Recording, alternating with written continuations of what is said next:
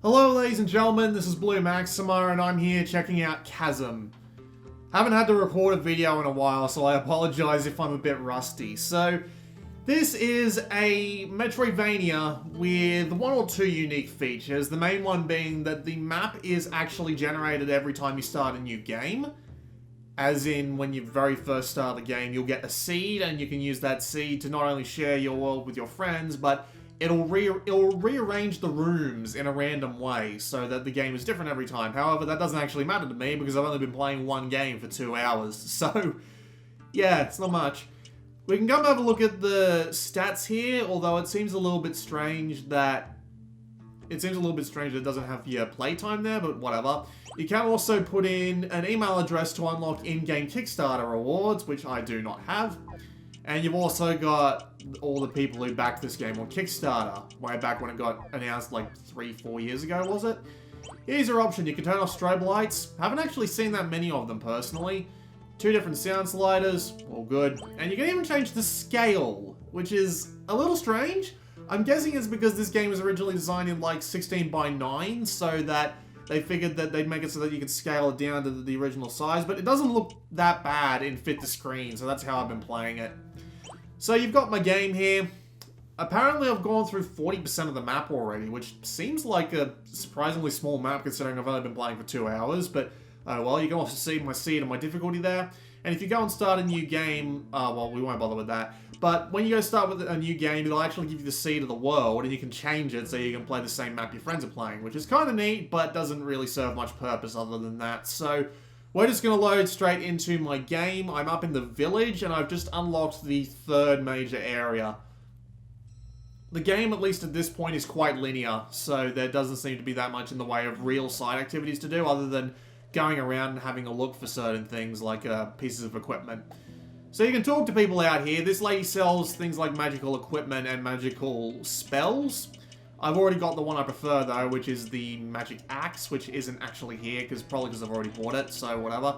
We can also sell stuff, too. I can sell a gold ring, but I'm not going to, because chances are that might come up later on. I might want to get my magic back while I'm up here as well. This guy sells you equipment, and most of it is pretty much useless to me, except for the stuff I can't buy, because crap's expensive in this game. This is your save point, fills your health up, lets you save, pretty obvious. There are other people you can come to here as well. The main point of one of the main points of the story of this game is that everyone who was working on the mines or in the town was kidnapped. So you need to go down and rescue them, and that's how new stuff opens up. I can buy potions and tonic from this guy, which will bring my health and my magic back. I don't have this guy's deck of cards yet, and you can also place a little slot machine there, but it's timing based, not random, so I kind of suck at it. You can go into the building to the right of this one to talk to the mayor and talk to him about people who are here, and you can also buy materials, but I don't think I've unlocked the person who actually lets you turn materials into actual equipment yet, so there doesn't really seem to be that much point to it. We're going to go straight to the 3rd area, but just before we do that, I can hit the select button to show you what the map looks like. And yeah, they're not exactly massively, what's the word I'm looking for, spread out maps. Like, the one thing I've noticed in this game is that if there's going to be a dead end, it'll be within 1 or 2 rooms of the room that the intersection is in. So it's not a particularly sprawling map, I'll put it that way. So if we head in here, this is actually our warp zone. So we've actually got the thing we can use here to warp, and all these other doors around here will actually lead around to the other places. So yeah, you can get around the map pretty easily once you find them. Actually, yeah, I'm in the catacombs right now. I need to go to the keep. This is the keep, right? Yep, this is the keep. So I just need to find the door that we came in here through, and through we go, and we can start exploring, because that's what you do in a Metroidvania game. Obviously, you explore. So it's that sucked, right? So yeah, it's a pretty basic Metroidvania formula. You wander around the hallways, you find enemies to kill, and you kill them. You gain experience and you level up. You don't actually get that much in the way of, like, different stats that you can use in this game either. I mean, you do have stats, but I have upgraded them a fair bit via both equipment and leveling up, and it really hasn't felt like it's made that much of it, really. It really hasn't felt like it's made that much of a difference to me, if I'm being perfectly honest. So mainly it's just working on things like finding better equipment, more or less. Yeah, that's the way out. I need to go back the other way. Enemies, of course, respawn instantly, and I'm just going to use some magic to completely miss this guy twice. You do have some other moves, like, for example, the triangle button is a backstep. We all know what that's like. Bastard. There we go.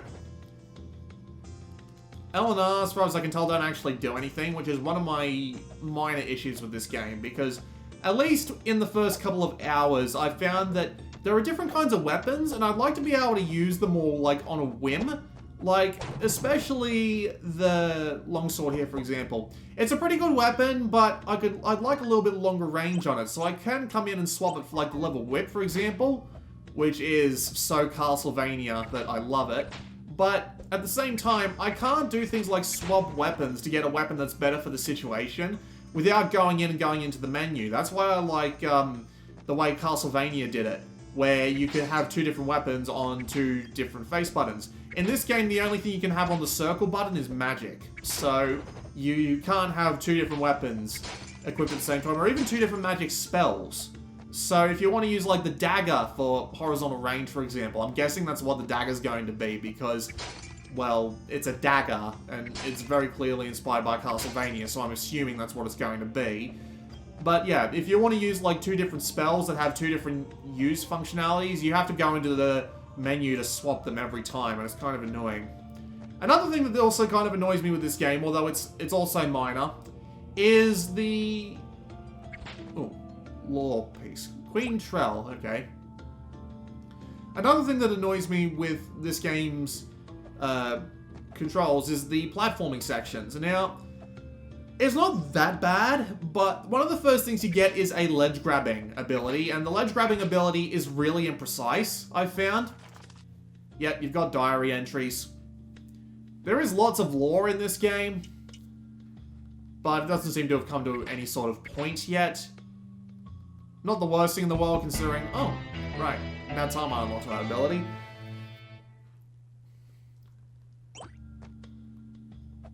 But yeah, as I was saying, I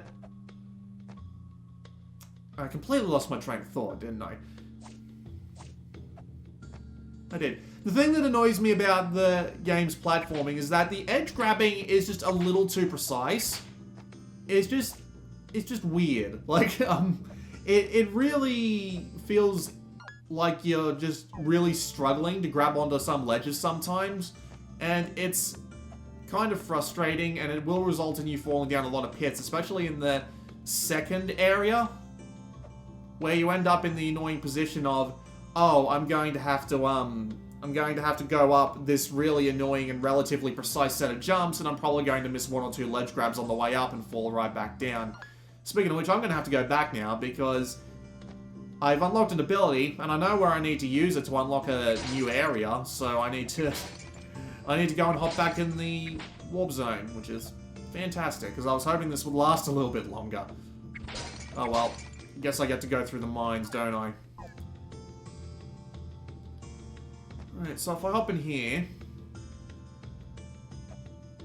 and hop in the warp portal, this will take me to the original mines, and then I have to tap it again in order to go to the catacombs. I just need to remember what door I need to go out of to get to the gardens. It's probably this one? See, the map is different every time, and it actually kind of makes it hard to navigate around, just because it doesn't... Well, I don't want to say it doesn't feel natural, because it does feel relatively natural, but it isn't exactly, like, memorable. The way the levels get laid out, at least in my general experience with it.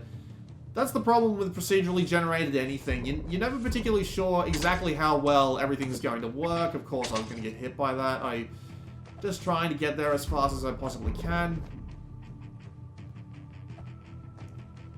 And of course, this is the sort of jump I'm talking about. That sort of jump sucks. Because they are surprisingly hard to hit. Come on, thank you.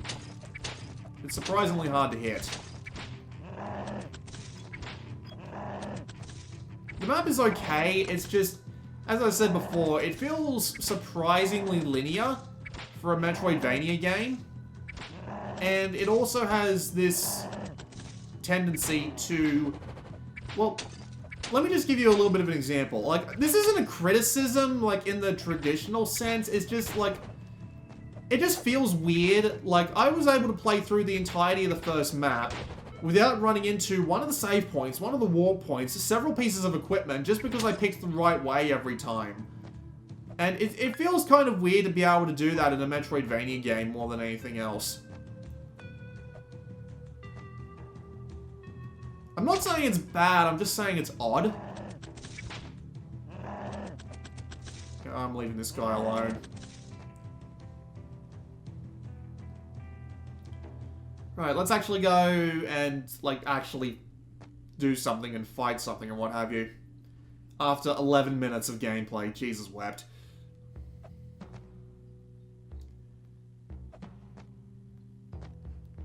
I'll give the game credit though, exploring and finding stuff is still pretty enjoyable in the grand scheme of things. Right.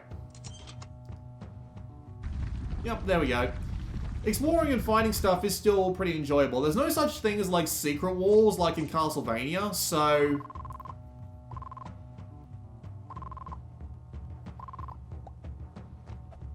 But all the exploring you do, actually do, is relatively simple. You've got slight puzzles and a bunch of different jumping puzzles. Not so much jumping puzzles, but like platforming tests to go through. And it never gets particularly dull. And there's always, like, something new to fight. Which is pretty nice. The only downside is that you do end up having to do a fair bit of backtracking through the same rooms, so you might end up getting a little bit bored with just the overall gameplay of things. Wow, this thing takes a lot of hits.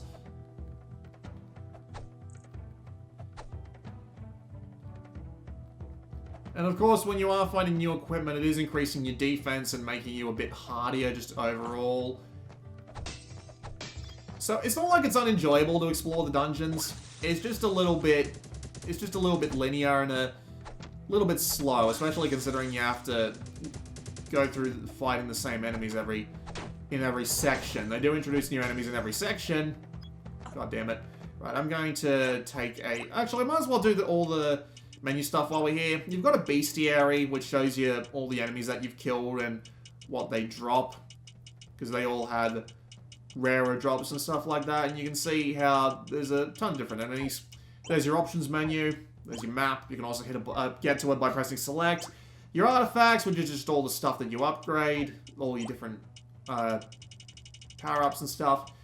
You've got all your different journal entries. And your inventory, which has things like consumable items and things like extra things that you can power up the people back at the village and all that. Nothing too out of the ordinary. And of course, all your different pieces of equipment.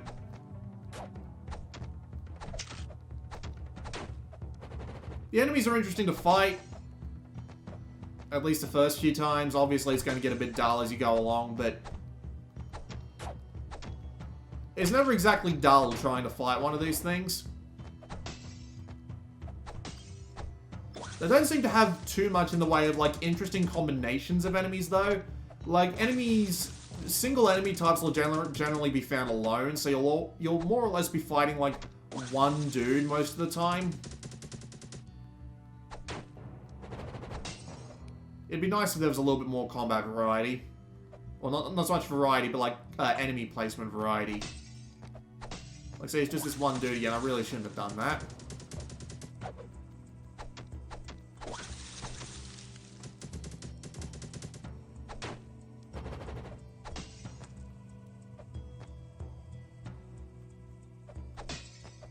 And there is the upside that ooh.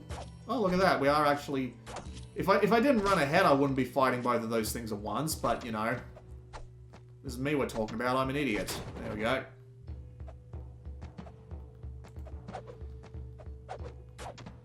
So it's not a bad game, not in any sense of the word. It's pretty well polished, runs pretty well. The controls are actually pretty nice, all things considered.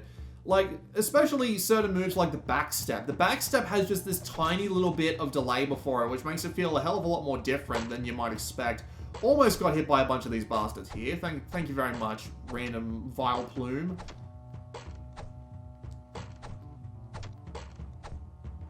And there are bosses to fight, and they do work in relatively the same way as everything else. They have a couple of attacks you need to figure your way around and just fight them afterwards. It's nothing amazing, but it's competent. It is enjoyable, but not revolutionary. That's kind of my problem, actually, if I'm being honest. It's actually pretty basic. Nothing wrong with being basic. Oh, Jesus, wept. Nothing wrong with being basic. It's just... Oh, jeez. Oh, no. Oh, there goes one.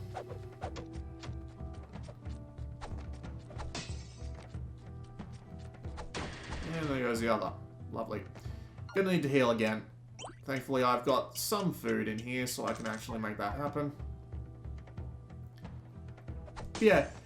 It's mostly basic stuff and nothing that's too revolutionary, and that's fine, really.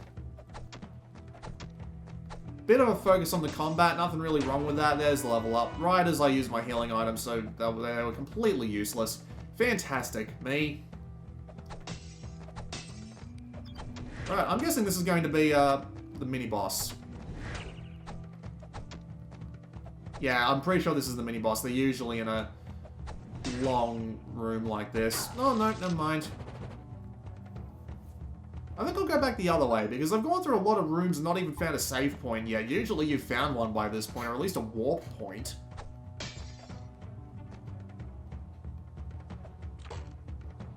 Alright, looks like a... Oh, shit. Right, okay. Platforming challenge, why not?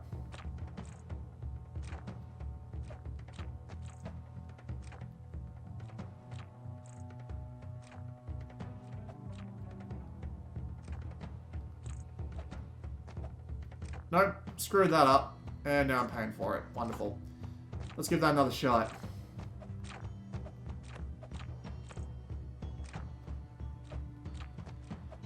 Honestly, if I had to take a guess at the main reason I don't like this game, it's mainly the procedural generation stuff. At least, frick. Really should take the opportunity to take that bastard out while I've got the opportunity to, but... Question is, how do I... I can't actually do that, can I? I'm not going to be able to hit him from this distance. Okay. That's more like it. There we go.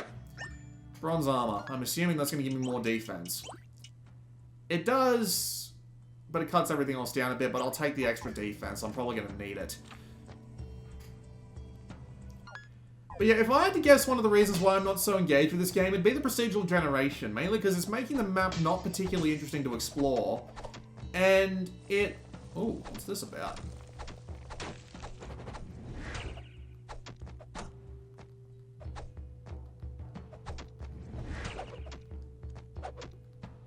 It makes the map not particularly interesting to explore, and it means that they can't really go too outlandish with the map design, just in general, right?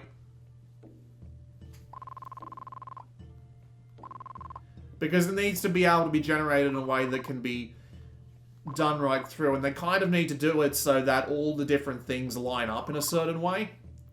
So you need to be able to get the braces before you can do something like slide before they put in a room where you need to slide under something.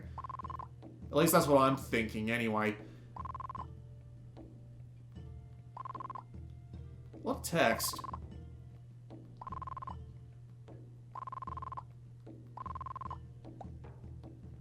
And another diary log.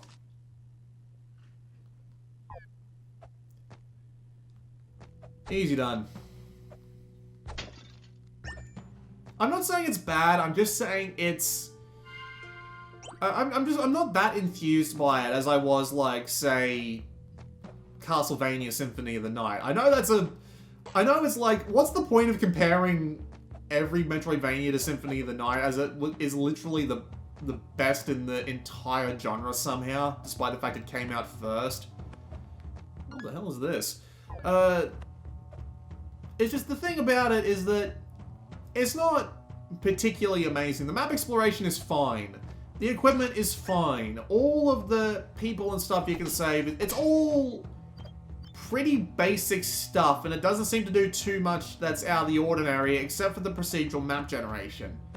And if I'm being perfectly honest, it doesn't really make that much of a difference. The combat is fine, the exploration is fine, I just don't find anything in particular too amazing or noteworthy about it. It's good, but nothing really beyond that. And just a couple of minor things like the ledge grabs being slightly annoying and just other minor things. And this will be our warp gate for this area.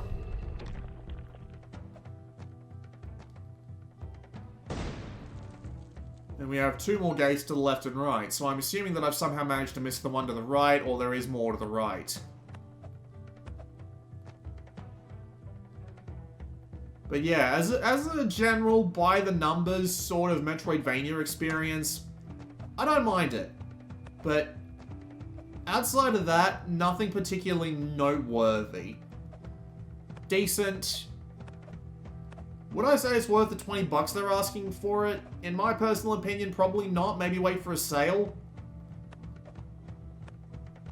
Am I going to drown if I... No. Okay, I can swim. That's nice.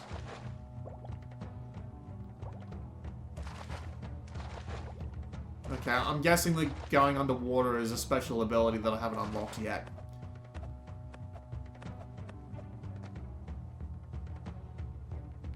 Where am I going next? I guess over to the right here. There's the sub-boss. Fair enough, let's get close.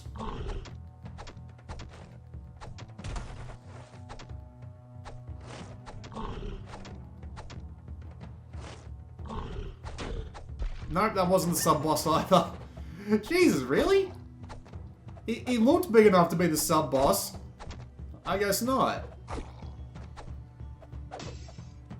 Generally, sub-bosses take more than a couple of hits. There we go.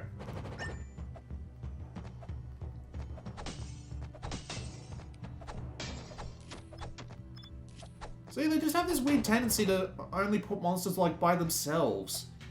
Yep, there's another goal. I'm okay.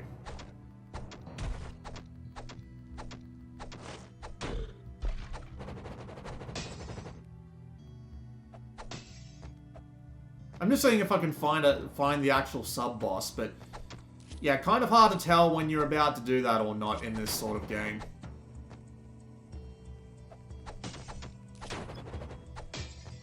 Also, a little tip for you, at least early on in the combat. You can actually do 2 hits at once with certain weapons, like, for example, the broadsword. If you jump, and then you swing your sword in the air, when you hit the ground, it'll actually reset the animation so that you can do a quick secondary attack, which is nice for enemies that take more than a few hits to kill. Unfortunately, the halberd I'm using right now doesn't actually have that.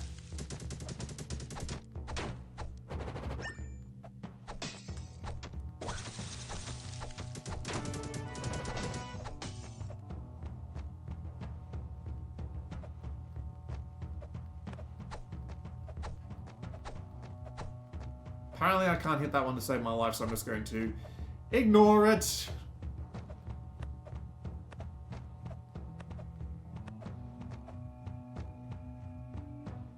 Oh, hey, it's the, showman. I will spin the wheel of fate if you don't mind. Bit of a weird mechanic to bring out of nowhere. I kind of laughed when I saw this guy the first time. Nice.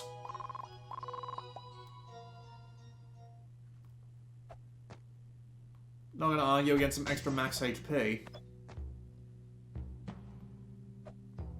Whoop, I screwed that up. I sure did screw that up. Alright. Well, that was a quick look at Chasm. It's alright. it's a pretty basic Metroidvania, doesn't really do anything special, and it has a couple of little issues, mainly related, at least I'm guessing, to the map generation, where it feels like you're not really... It feels overly linear, and not so much a lack of exploration, as much as just a general, well, you're gonna hit the dead end if you go the wrong way really quickly, so it's alright. It's alright. It's not something I'd rate particularly highly on the innovation side of things, though. If you're looking for just a decent Metroidvania that does what it needs to and not much else, this one will probably do you fine. If you're looking for something a bit more over the top, well, not so much over the top, but like more innovative with some neater ideas and maybe a neater theme. I mean, the game looks and sounds absolutely fine and actually does sound pretty good at times, but I mean, it isn't top tier, is what I'm trying to say. A little bit above average, not much further than that. If you're looking for something a little bit more original, you might want to go with something like Iconoclasts. But yeah, there you go. This has been Blue Maxima, and I will see you all next time.